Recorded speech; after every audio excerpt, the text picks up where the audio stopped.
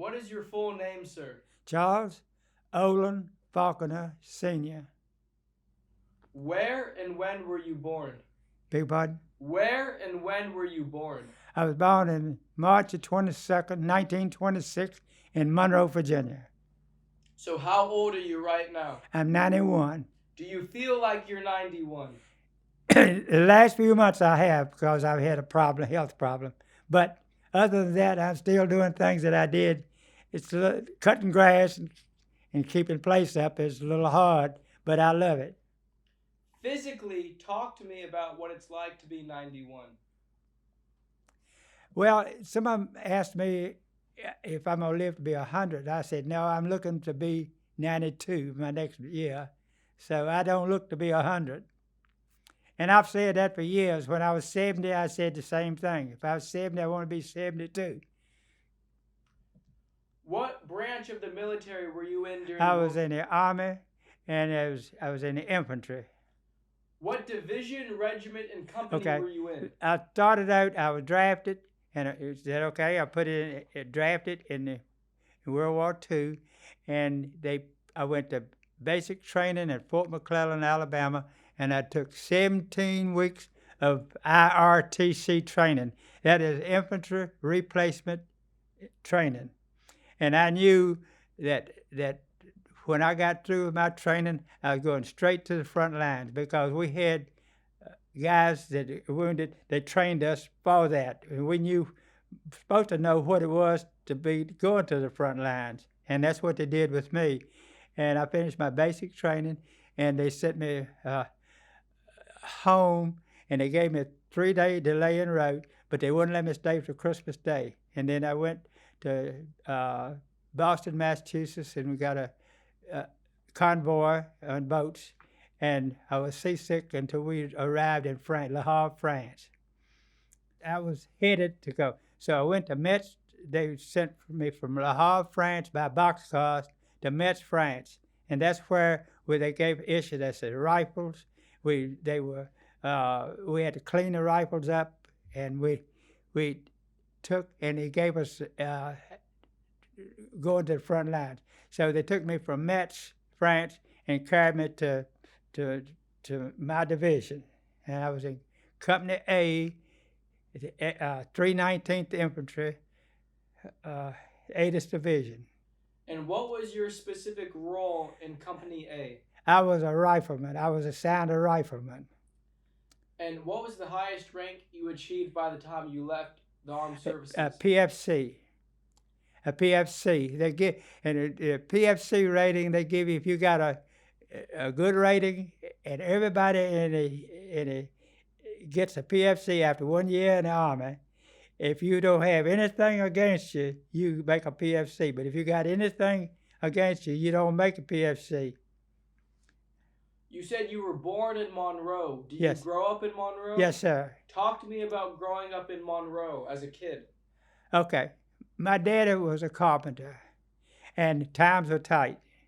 And when the war broke out in World War II, times got good, and Daddy picked up his job. He worked at Camp Pendleton. That's where soldiers trained, and that was about 60 miles from home.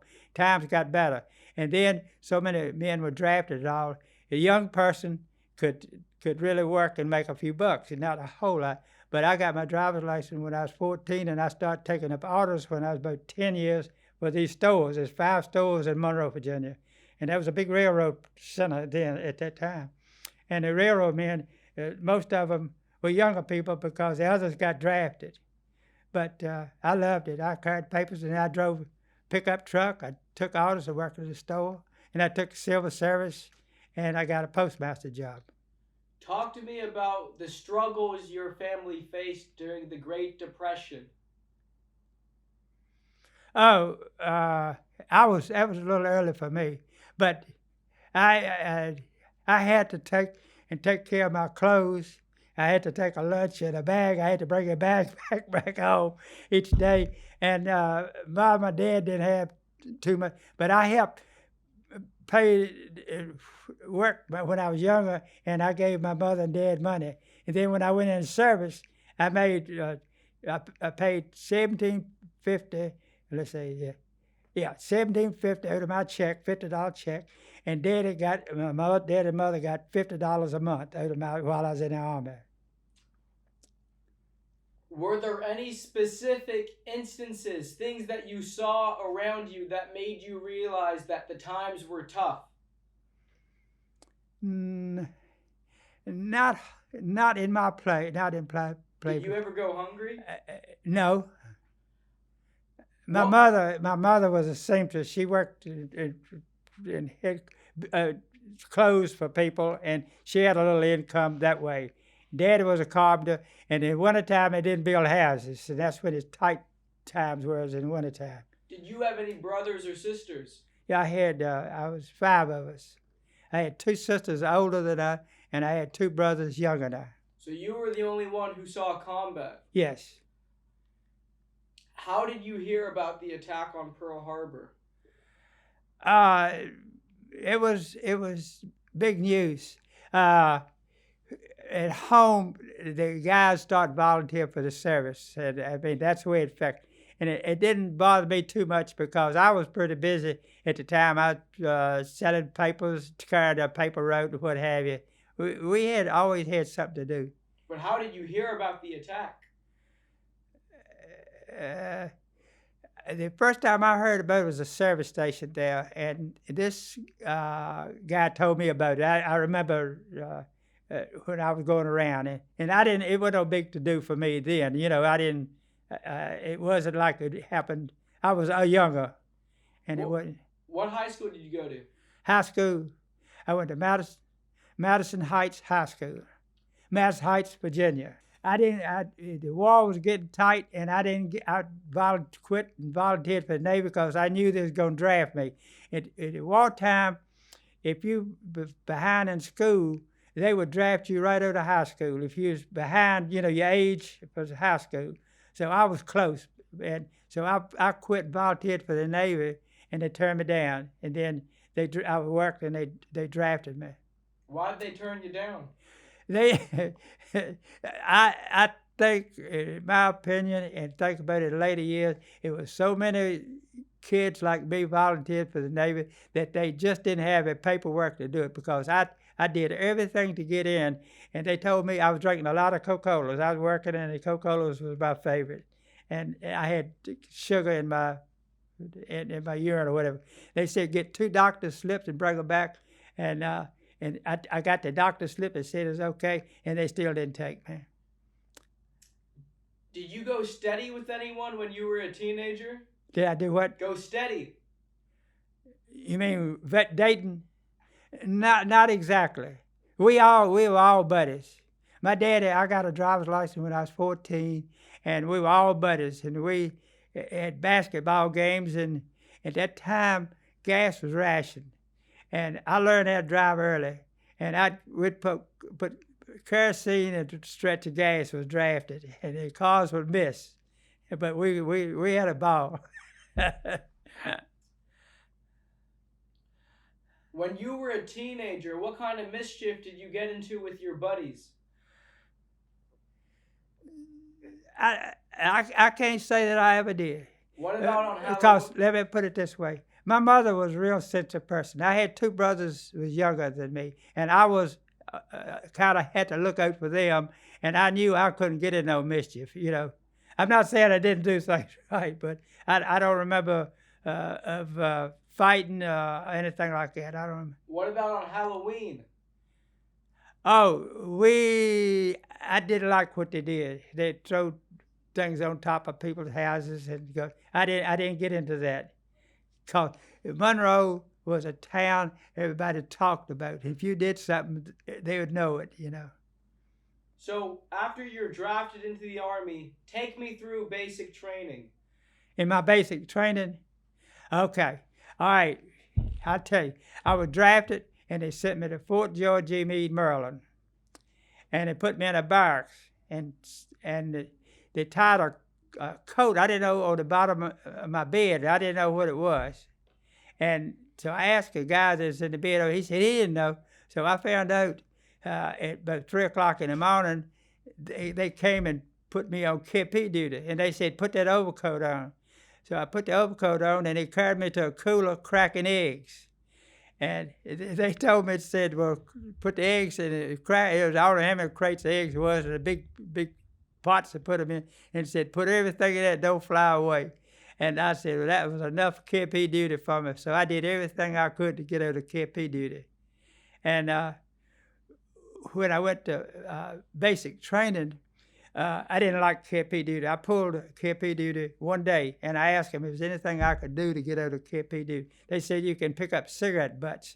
And I said, okay, that's better than KP duty. So I did that one time, and then they gave us swimming. We had to learn to swim, and we had to finish, you had to swim across, and I was a good swimmer. We had pools and everything I went to. They carried me to pools at home, and we dammed the creeks up and the swimming. I taught swimming the whole time I was in basic training. What was the most difficult part of your basic training? Well, I joined the militia, Virginia Guard militia, when I was 16. And we trained and we walked, and I lived close to the Blue Ridge Mountains, and we walked and hiked, and we had broomsticks as guns, you know. And so when I went in service, the guys much older than I was, and I had to, it aggravated me because I could do more than they could as far as training. And I felt like, and I gained 45 pounds in my basic training, and I felt I was a man if anybody was a man in my outfit. When I finished my basic training, they sent me back home, I think it was 3-day leave to get to Fort George E. Meade, Maryland. And then at Fort George E. Meade, Maryland, they signed me to go overseas, and they sent me to Boston, Massachusetts to get on a boat. And then we got on a boat. We come down the coast, and it was rough weather, and the boat was kind of rough riding the boat in the weather. And we got in a convoy, and we went from there to Le Havre, France. We got in with a convoy, went to Le Havre, France. In Le Havre, France, and we went on a boxcar to Metz, France. In Metz, France, they issued us our rifles. We had to clean them up, and they issued us our outfit for the front lines, shoes and everything we needed, and we were right there. Then we got on a truck, and they took us to the front lines. And I met the captain of the Company A, 319th Infantry, and they signed me as a rifleman. And I was in the Battle of the Bulge wasn't over. We went there, and so we went to the front lines, and then they moved us and gave us a 3-day pass, and we went to Riesdorf, Luxembourg, to go to the front lines. And then from there, we went direct to the front lines. And then I was with Company A, 319th Infantry, and we waited for, it was February the 6th, we went in on that day, and we dug foxholes. And our position right in front where I could look right straight to the front lines, to the town of Wallendorf. And there was a bridge bombed out. I could tell my location by that bridge, and I could hear trucks and things. And we were in fire distance from the front lines. But the next day, it wasn't the next day, at 2 o'clock in the morning, they shelled that town. And it was the same way the Germans were shelling us too. And we went into that, and we lost 40 casualties before we got to the river, our river. And we went across, and we went in and captured the town of Wallendorf. And the bunkers, we had to be careful with bunkers. But anyway, we got through the Waldorf. They sent me on high ground, and that's where I got wounded, on the high ground, over Wallendorf, Germany. How long were you in combat before you were wounded? About 3 weeks, I think. I'm not sure the exact date. I had to think about 3 weeks. And in those 3 weeks, were you in constant combat or was it sporadic? Well, the first day we went in, the captain got us in, and we went into houses, and we had to retreat because they like to bomb us out. I don't know. I'd like to go back to that place, but I haven't been able to. And then they sent us back to Rausdorf for a couple of days rest, and then we had to march from Rausdorf to the front lines. When the first day I went in, everything was quiet. I could hear shells, but they were all playing poker, and I didn't play poker myself. I didn't play poker. I was sitting back, and we thought the building was going to get bombed down. So the sergeant took us and marched us back across. It was a creek. It wasn't our river. It marched us back across a creek, and daylight hit, and we was in one bunch and another bunch, and the shells hit several of them. When we were retreating across that creek, and that was my first experience. Did you see the men getting hit from the shells? You mean that day? They were about 300 feet or 400 feet from me, when they got shelled, and we were safe. And they went down, but I never did see them anymore. I didn't see them anymore. Were there times in combat that you saw the men around you getting hit? Yes. Well, the first day they pulled us back, they marched us from us to the front lines. And then the shells and the screaming Meemers looked like we were going over my head and hit. And in our company, we had 40 casualties before, and we had to cross. The snow had melted, and it backed our river up, going into the South River, and we had to go across in boats. And they pulled us off the front lines and went back to go to invade Germany. That was a Siegfried line.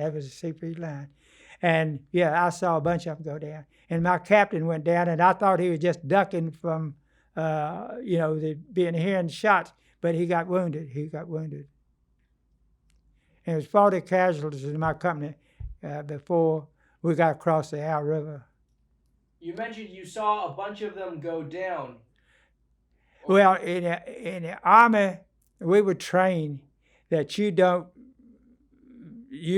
hesitate and stop to help your buddy or help you. You go forward. That's the 8th Division. That's got the reputation of you always go forward. So you read now where somebody helps somebody, but they didn't. Because when I got wounded at 7 o'clock at night, they didn't pick me up till 7 the next morning. The daylight hit me the next morning. I wasn't but 18 years old then, and it's like before I went, I didn't think anything could happen to me. I didn't think it. And I think if a person got hurt or hit, he's going to get well. That was just my feelings. I didn't have the feelings that I had later in life, Because, when you're young, you can go 100 miles an hour, and you're not supposed to be going 100 miles an hour. It's reckless. And so that's the way it is in a war. You're trained to go forward, and so they went and left me all night long. I mean, didn't nobody help me. And they picked me up the next morning at daylight when it come up. The Germans had at 88 they shot the shells, and I think that's what I got hit with. And I saw plenty of them,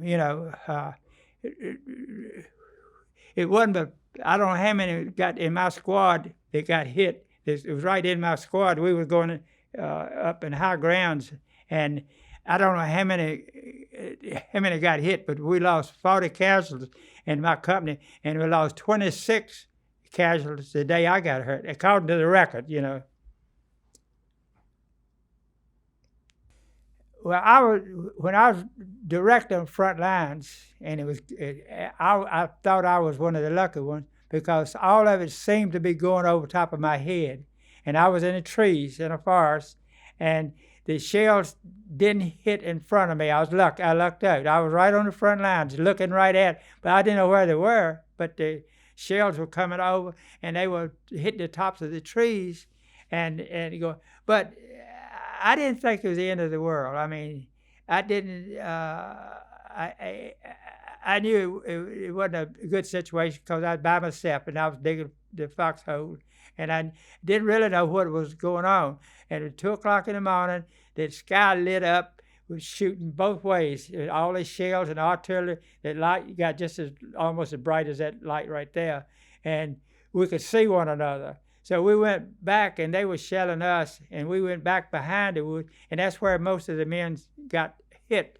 Most of the soldiers got hit. The shells were coming over there, and so we had to go to the river to get a boat, and we got pinned down, and it was a while before we got across the river.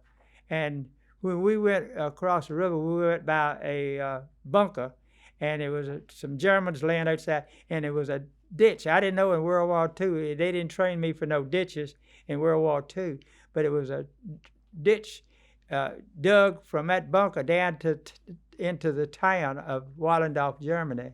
And we went in Germany into Wallendorf, and we captured a few prisoners, but there wasn't a whole lot of prisoners there. But it was right when it was dead from shelling. And beside that bunker, it was they were laying outside. They didn't clean the bunker out. There was some dead Germans there. I felt like that I was as much a more man than some of them were, but I still didn't feel like that I was. I felt like I could do most anything they asked me to do. And then the next day I got wounded, and I was in and out of it. And anyway, when it was sunlight just like that, and it hurt my eyes, and I was laying there and I was in and out. And when I first got hit, I was able to unload my rifle and get rid of all of my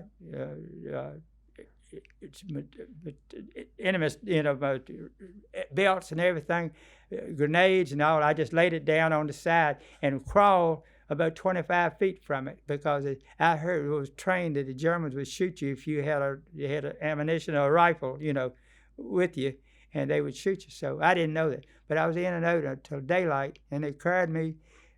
Some German prisoners got up to me, put me on a stretcher, and carried me down the river. And I didn't know what was going on. And they were talking a foreign language, and I still didn't know what they were doing. But what was happening, they were across this river. The Germans had to be fed and all, and they were rowing the boats back with the ones wounded. And then I saw a Red Cross, and I knew that was an American ambulance. And they picked me up and carried me back to the field hospital.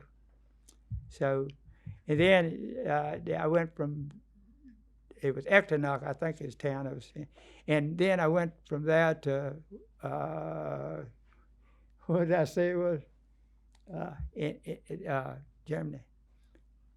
Okay. Well, I turned it. Can you tell me the full story on how you were wounded, sir? From the very beginning. Okay. The day before, I was with my outfit, and we had been at this one place, and they were getting ready to go into the Seefried line. I didn't know at the time it was the Seefried line. I didn't know. I knew. So they sent us for a rest at Rosdorf, Luxembourg. And they carried us by truck there, and they fed us, and we stayed overnight in the old people's house. And next day, on the 6th day of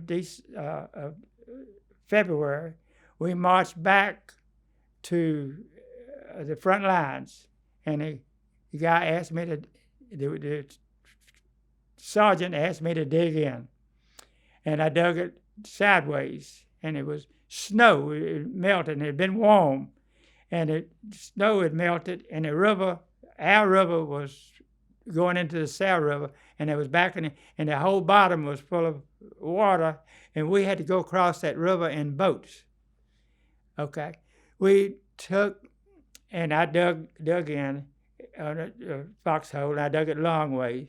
And at 2 o'clock in the morning, I didn't know what time it was myself. I just read later it was 2 o'clock in the morning, and the shells were going at just like daylight. It just overhead, and the artillery was I don't know how far behind us, and it was coming both ways, and it lit up. So the sergeant come and got me, said, follow me. So they backed up, and we were getting ready to go across in boats. And that's when we had the 40 casualties back before we crossed the river. And we crossed the river in a boat, and we got pinned down. And there was a bunker above us on the left. And finally we got up, and we went up to past that bunker, and we went into town. And it was a ditch dug that you could, they dug it, the Germans dug it, protection then, but we marched down into town, and we captured the town of Arlendorf. And that was the 7th of February. We turned around, and they ordered us to go on high grounds. I don't know where it was on high ground, but I got wounded at about 7 o'clock at night. And then I was wounded, and I couldn't go anywhere, and I lay there in and out all night long. And daylight hurt my eyes, the sun hurt my eyes. And that's when they put me on a stretcher and carried me down on the river. And there was Germans, and they were helping. And the Germans were taking those boats, and some of them was going across. They were captured. And when they were captured, they were different than they were fighting you. They wanted a meal, and they knew they had to be protected. So anyway, I saw the ambulance with a cross, a red cross on, and then they carried me from there back to Darkhurst, Luxembourg, and for a field hospital. And they gave me a shot for my pain, and then they put me on a truck, ambulance, and I went from there to Wallendorf, I said a while ago, not Wallendorf, I've forgotten now what the name of the town is. Anyway, I went back to the hospital there, and I was there almost to the end of the war. And then they sent me to England, and I was still in the hospital. But I was a bed patient at the hospital until I couldn't walk until the end of the war. And went to England, and then I came home, and they sent me to Fort Meade, George G. Meade, Maryland, and they sent me home on leave. And then I went from there to Danielfield, Georgia, to a hospital. And I was in a hospital there. And I was home on VJ Day. But take me through, what wounded you? It was artillery, and I don't know. I just guess it was a German 88. I do not know. Okay. I do not know, because I was wounded, and I couldn't tell you. I'm just going by the way I was hit. It was artillery. And where were you hit? Where was I hit? I was hit in 9 places. I broke my left ankle, and it put shrapnel in both tendons in my feet, and it was one in middle of my leg, and it went part of my kneecap. They went up my kneecap and hit me in my hand. What was the pain like? I didn't have a lot of pain until I was in and out of it. And when I got on the ambulance, they had to go on the rough roads, and it really hurt. And then when they carried me to the field hospital, it was a cement floor they laid me on, and I was hurting. And then they gave me shots, and I think it was all morphine. And I never suffered a whole lot. I was on morphine the rest of the time, and I never did suffer too much. And they had, I couldn't walk because the way I was wounded, and they had to put openings to drain my legs, and I couldn't walk because I had a crooked cast on my leg, and one on my left ankle I had. And how long did it take the medics to get to you? Beg pardon? How long did it take the medics to get to you? From well, it wasn't medics. They carried me from. I'd say they got me at daylight, and I couldn't tell you exactly how. I was out all night till the sun come up, and then they put me on the ambulance, carried me down the river, and carried me across in a boat, and they put me in the ambulance and carried me about 20 miles to the field hospital, and then they gave me shots to ease the pain. And Before you were wounded, okay. Before you were wounded, do you remember any of the firefights that you got into? Did I remember? I didn't follow you. Do you remember any of the firefights that your group got into? The firefights, the skirmishes? No, because when I was in the foxhole, I didn't know that Wallendorf had 6 bunkers, and it was a bunker right at the end of that bridge I'd looked at all night long, and I was within rifle range of him, but I didn't know it was there until I went back after the wall. We went back to that same bunker, and where I was, I didn't know it. I didn't know it was a bunker there, and we went on a trip over there, and Brian was with us, and this guy was guiding us, and I told him, no, I was up on the hill, and I saw that bridge, and he showed me the bridge, but he didn't take me where the foxhole was, I don't know. I was the type of person, I didn't want to kill anybody. I mean, I didn't actually shoot at one person. We laid fire down to protections, but I didn't see anybody that my rifle shot actually hit anybody. We put fire down to take, and so we could go forward. But I didn't. If I'd have been there long enough, I would have seen it more, but I didn't see it, and I'm glad I didn't. The first weeks I was there, we were in and out of places, and the Germans were shooting at us, and we were shooting back at them, putting artillery back into them.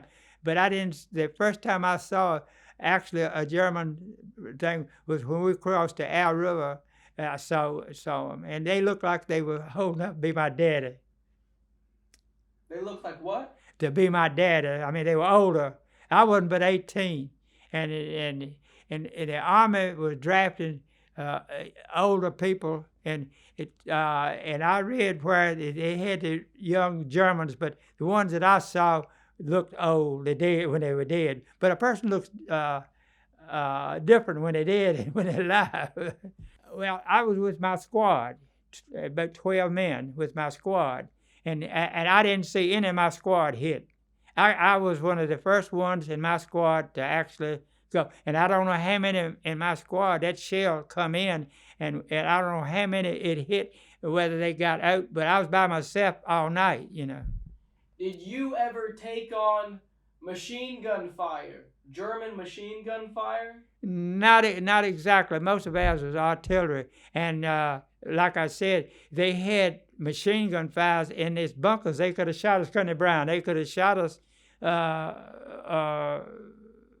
us, but I don't remember bullets going over my head when I was in the foxhole. Never? Not small thing. The big shells going over, artillery. But I don't remember any machine gun fire, because, see, machine gun fire, it pops over your head, and I didn't hear any. And I'm glad I didn't. Do you remember any other close calls that you had? Well, it was when we got across the river, and we got machine gun fire there, and we knew we were down. But I didn't make no big deal out of it, because the sergeant gave us orders to what to do. And how long were you guys pinned down? At 2 o'clock it was shelled, and the daylight come, and they put out a fog to get us across. And I couldn't tell you, I didn't know what that was. It got dark again, and they put a fog, so we could get across. What was the hardest thing for you to go through during your time in combat? Being loaded down with equipment for somebody else. See, I was a rifleman, but I carried grenades and I carried what do you call it, bandoliers of bullets on my shoulder, and I carried a bazooka shell, and it was loaded down. I mean, it was heavy, and that was the hardest thing. And we had to march from Rosdorf to the front lines, and I had to carry somebody else's equipment. That's where they got all the equipment.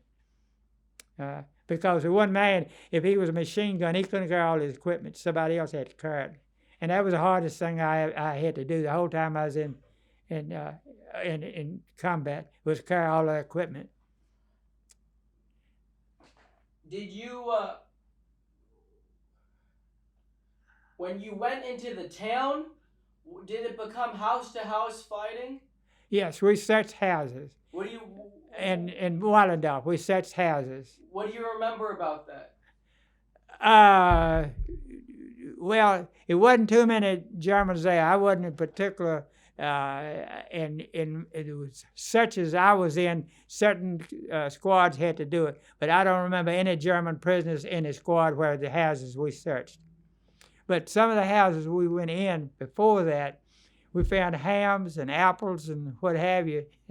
And they would really come in good, And we get permission to cook a ham. You have to take it and have it. They let you do it. You just couldn't put it on the stove. And we put up stovepipe back in the houses and cooked, had hot food on some of it that way. That was kind of cheating a little bit. You mentioned... Okay, all right. The German planes, but I didn't, be frank with you, we had the American planes dropping. See, when we went across the river, we didn't have a one-day supply of food with us, and they dropped food in with the American airplanes. But I didn't see any fights, air fights. I didn't see any. Did you have any encounters with German tanks? No, not close, no. But you saw them away? I saw them from a distance, yes. What do you remember about that? I saw them, but they were on a retreat. Did you have any experiences with landmines? Yes, you had to be careful with those. Did you see any of them go I off? didn't. Well, some of those houses were mine, and some of the guys were wounded, but I wasn't wounded. I was still able to get in and out.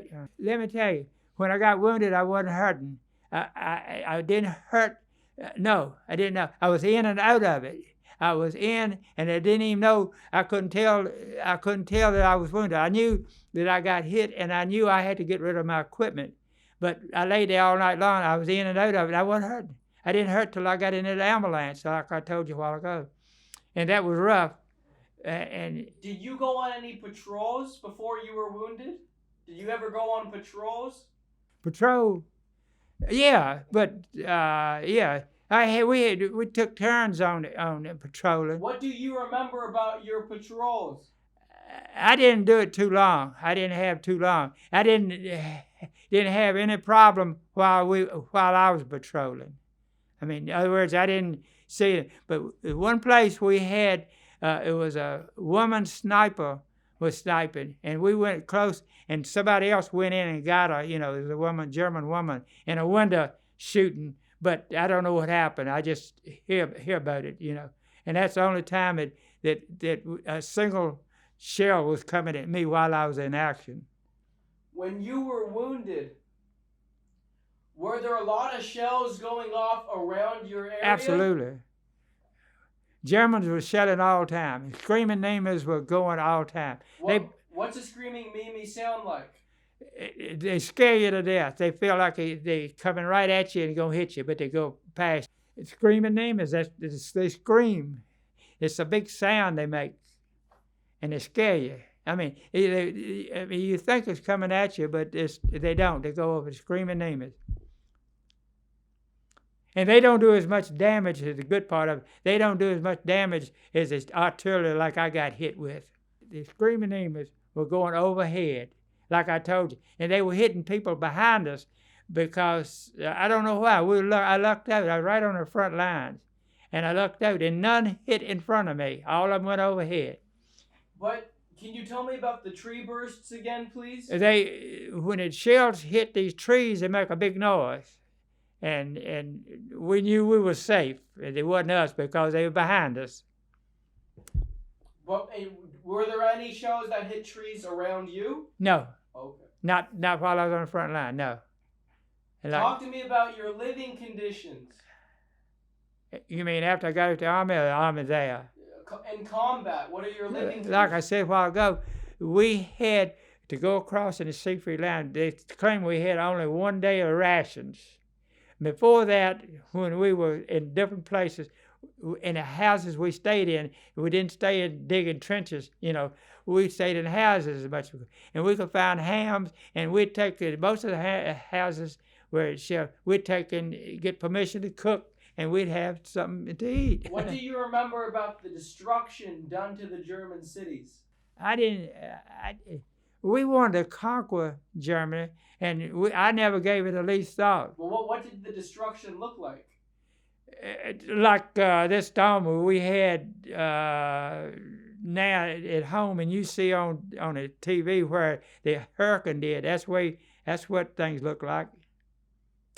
If the town that we went in was totally gone down with anything, and the hotel, and I'll tell this, the hotel rebuilt, and we went back on a trip, and we stayed in the same hotel that we tore down that night.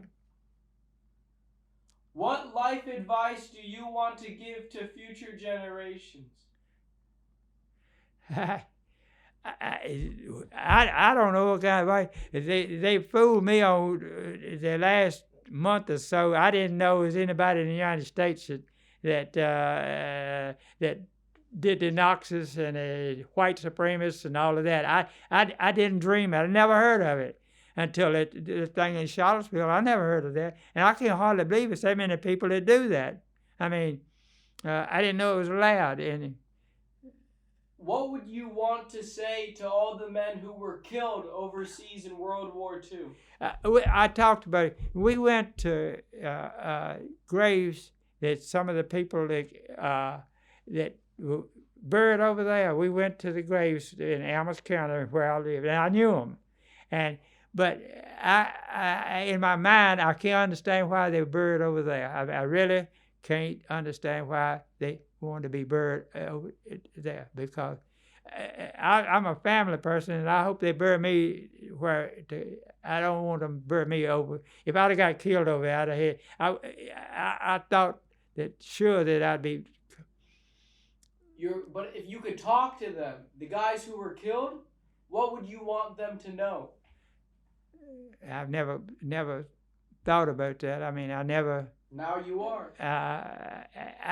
We went over there, and